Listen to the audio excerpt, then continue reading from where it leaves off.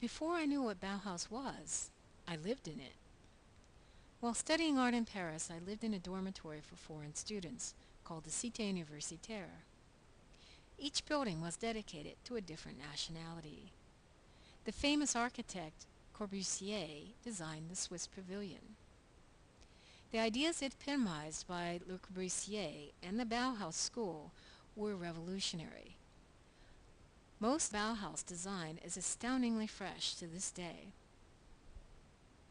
In my mind, the best way to understand the roots of modern graphic design is to examine what preceded and inspired it.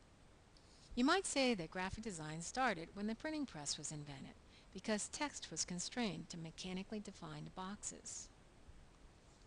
Art Nouveau, the flowery, curvy, hand-drawn style that permeated all art and design in the late 19th century, was the last gasp of the humanist, or old style, of graphic design. The purpose of art and design at that time was a beautification of ordinary objects, like posters and books. Art and design were considered decorative. Notice how the text and even the figures in this painting are almost obscured by the decorative elements. The letters in this piece are uneven. Their shapes are predicated by the decorative element in which they sit. In other words, the copy is subject to the ornamentation of the piece. The purpose of this piece is not to communicate, but to be beautiful. If today I had a communication design student turn in work like this, I would immediately point out that this type treatment is a problem and would ask him to fix it.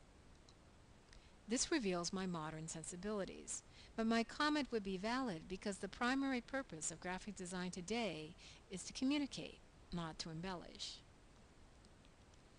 Look how similar this piece is to this example of an illuminated manuscript from the Middle Ages. You can see how the idea that the text was subordinate to decoration has been carried all the way through from the 5th century illuminated manuscripts right into the beginning of the 20th century. The Industrial Revolution and the availability of cheap mass-produced commodities set a backlash in motion in the arts. The arts and crafts movement specialized in crafting work with great refinement for a luxury market. William Morris founded the Kelmscott Press in London in order to produce books that reflected the printing technology and typographical style of the 15th century. The success of private presses like the Kelmscott Press accomplished two things for the beginning of graphic design. It established that a discipline that combined the artful use of images with text was a craft in its own right, and separated it from both mass production of the Industrial Revolution and from fine art. Notice how the text is constrained to defined areas as text blocks and the use of the drop cap chapter headings. This technique started way back in the Middle Ages with the illuminated book. The 20th century aesthetic was a direct backlash against the previous arts and crafts movement.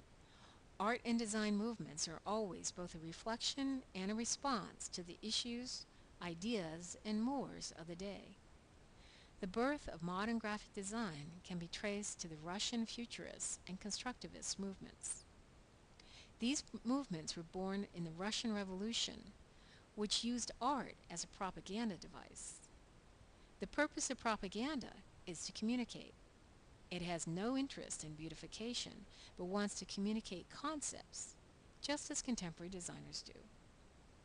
The Futurism and Constructivism movements are the first places where we see the spare sensibilities of modern graphic design. In the next movie, I'll show you how one of the most famous Russian poster artists from the 1920s still inspires some of the best graphic designers and artists today.